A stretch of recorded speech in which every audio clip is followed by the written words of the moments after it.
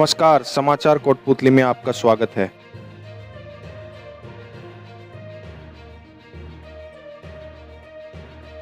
कोटपुतली के राजकीय बीडीएम जिला अस्पताल के लेबर, एएनसी व पीएनसी वार्ड में बुधवार को अचानक से आग लगने से हड़कंप मच गया। गनीमत रही कि अस्पताल के कर्मचारियों की सजगता के चलते मरीजों को कोई नुकसान नहीं हो पाया, लेकिन विडंबना ये भी रही कि आगजनी के घंटों बाद तक एक भी फायर ब्रिगेड की गाड़ी वहां नहीं पहुंची। वार्ड में भर्ती जच्चा बच्चा को खिड़की तोड़कर बाहर निकाला गया। प्राप्त जानकारी के अनुसार वार्ड के बाहर रखे एसी के फटने से आग लगी थी।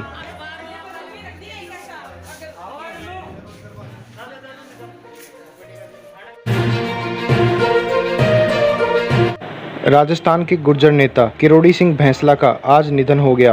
किरोड़ी सिंह भैंसला काफ़ी दिनों से बीमार चल रहे थे। किरोड़ी सिंह भैंसला राजस्थान में गुर्जर आंदोलन का सबसे बड़ा चेहरा थे।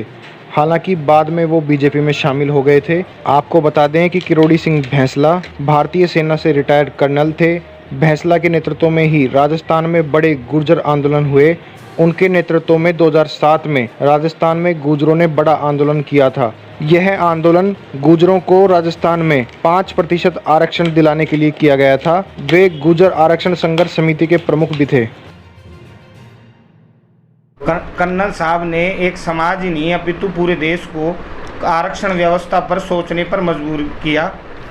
उनका हमारे बीच से चला जाना एक अपूर्णीय क्षति है, हमारे समाज के लिए अपूर्णीय क्षति है और बहुत ही दुखद है। मैं बाबा कर्नल साहब को नमन करता हूं और उनके परिवार वालों के प्रति संवेदना व्यक्त करता हूं और आशा करता हूं कि समाज कर्नल साहब के दिखाए हुए रास्ते पर चलता रहे। और मैं राज्य सरकार से निवेदन करना चाहता हूं कि 31 मार्च को जिब्राल्टर दिवस के रूप में बाबा साहब की याद में मनाया जाए। मैं बाबा साहब की महान आत्मा को श्रद्धांजलि अर्पित करता हूं।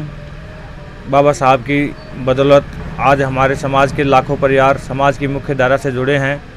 मैं समाज के युवाओं से अपील करता हूं कि उनकी विचारधाराओं को आगे लेकर जाएं और इस दुख की घड़ी में मैं उनके परिवार के साथ खड़ा हूं। बाबा साहब अमर रहें।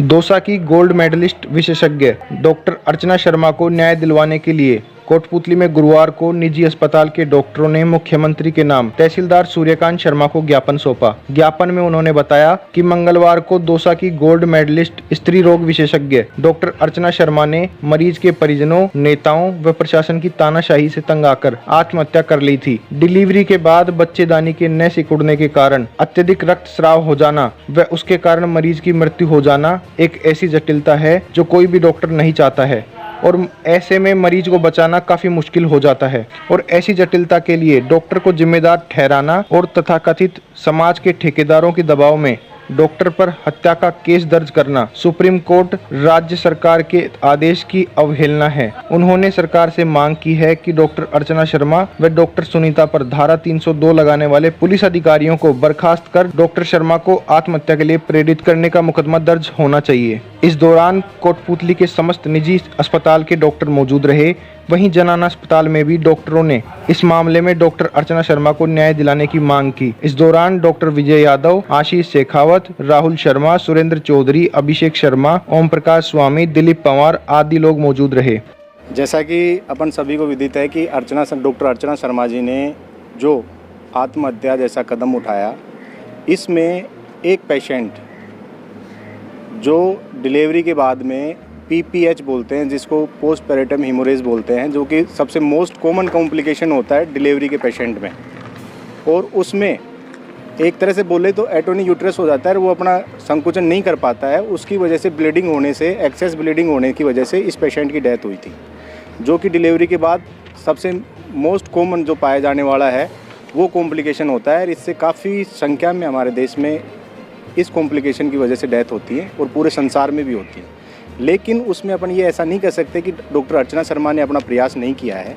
डॉक्टर अर्चना शर्मा ने पेशेंट को बचाने के लिए अपना पूरा प्रयास किया है। 2 घंटे सभी OPD और सभी कार्य बंद करके उन्होंने उस पेशेंट को बचाने की भरसक कोशिश करी है। लेकिन कुदरत और इस बीमारी के इसके जो कॉम्प्लिकेशन से उनकी डेथ हो गई, उसमें ऐसा नहीं है कि डॉक्टर अर्चना शर्मा की नेग्लिजेंसी है, लेकिन हमारे समाज के जो कुछ छुटभैया नेता हैं या अपन ये कहें कि जो अपने आप को राजनीति में जिंदा रखने की कोशिश करते हैं, वो ऐसी लाशों के ऊपर राजनीति करते हैं, जिसके परिणाम स्वरूप उन लोगों ने उस बॉडी को वहाँ रख के या उस मृतका को वहाँ रख के और उसके खिलाफ उनके ऊपर डॉक्टर के ऊपर इतना प्रेशर बनाया गया और उनके खिलाफ अपने प्रभाव से 302 का मुकदमा दर्ज करवा दिया, जो कि बिल्कुल भी न्याय संगत नहीं है, जिसके प्रेशर में आके या जिनके दबाव में आके या उनकी धमकी से डॉक्टर अर्चना शर्मा ने ये कदम उठाया।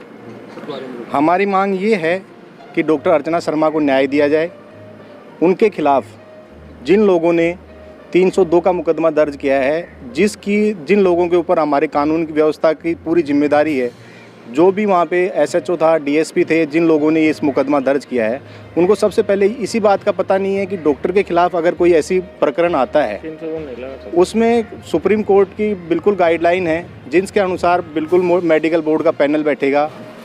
उनका ये जो भी मृतका थी, इसकी डेथ कैसे हुई, डॉक्टर की नेग्लिजेंसी से हुई या मेडिकल बोर्ड डिसाइड करेगा, उसके हिसाब से उनके खिलाफ मुकदमा दर्ज होना चाहिए या FIR दर्ज होना चाहिए। ऐसा नहीं है कि किसी के दबाव में आके आप किसी भी खिलाफ या किसी भी चिकित्सक के खिलाफ 302 का मुकदमा दर्ज कर लेंगे। लोगों के खिलाफ बिल्कुल सरकार को सख्त से सख्त कार्रवाई करनी चाहिए और सभी पुलिस महकमे को वो गाइडलाइन प्रदान करनी चाहिए कि आगे से चिकित्सकों के खिलाफ इस तरह के मुकदमे किसी भी नेतागण या किसी भी प्रभाव में आके या भीड़ तंत्र के प्रभाव में आके ऐसे मुकदमे दर्ज ना करें। इसमें सबसे पहले तो अपनी इंसान की मानसिकता बदलनी पड़ेगी कि अपने को देखना है कि अपन डॉक्टर के पास इलाज कराने जाए तो उसको इलाज का ही माने। उससे गलती भी होती है तो वो अपने आप ही डिसाइड हो जाएगा मेडिकल बोर्ड से है कहीं, और वैसे उससे प्रॉपर उसको फ्री एंड ट्रीटमेंट करने के लिए दिया जाए। और उसकी मानसिकता अपना ये नहीं सोचे कि भाई मुझे कहीं से कोई लाभार्थी मिल जाए, पैसा मिल जाए, ये मिल जाए, तो उसको ब्लैकमेलिंग का सिस्टम बंद करना चाहिए और सोच को सही परिवर्तित करना चाहिए। जयपुर जिला कलेक्टर डॉक्टर राजन विशाल कोटपूतली के दौरे पर आए। उन्होंने पंचायत समिति सभागार में विभिन्न विभागों के अधिकारियों की बैठक ली और विभाग के कार्यों की समीक्षा भी की। बैठक में ADM Jagdish Arya, SDM Rajveer Yadav, tehsildar Suryakant Sharma, BCMO doctor Ramniwas Yadav, CBEO Mahavir Prasad Badgujar, EO Fateh Singh Meena समेत अन्य अधिकारीगण मौजूद रहे। वो सतत प्रक्रिया है। फील्ड में जाके दो मकसद होते हैं, तो फीडबैक लेना कि राज्य की सरकार की जितनी भी लाभकारी और कल्याणकारी योजनाओं को धरातल पे इम्प्लीमेंटेशन का क्या फीडबैक है। दूसरा चीज़ है जो कंप्लेंट जिला प्रशासन के स्तर पे आती है उनका निराकरण ढंग से हो। और तीसरा चीज़ है जो जिला स्तर पे 2 अभियान चलाए जा रहे हैं, एक ऑपरेशन संबल और दूसरा चुप्पी तोड़ो सयानी बनो। दोनों अभियानों का मकसद ये है ऑपरेशन संबल का कि जितने भी पात्र और वंचित लोग हैं, सामाजिक सुरक्षा पेंशनों से, वृद्ध विधवा कल्याण पेंशन से और पालनहार से, ऐसे लोगों को गांव-गांव में सर्वे करके चिन्हित किया जाए और उनको एंड टू एंड ई-मित्र तक ले जाके और कागज़ भरवा के और उनका PPO जारी करवाया जाए। तो इसके लिए यहाँ पे ब्लॉक वाइज और ब्लॉक में जो प्रभारी है उनके साथ विस्तृत समीक्षा की गई और इन सभी योजनाओं में गति लाने के निर्देश दिए गए।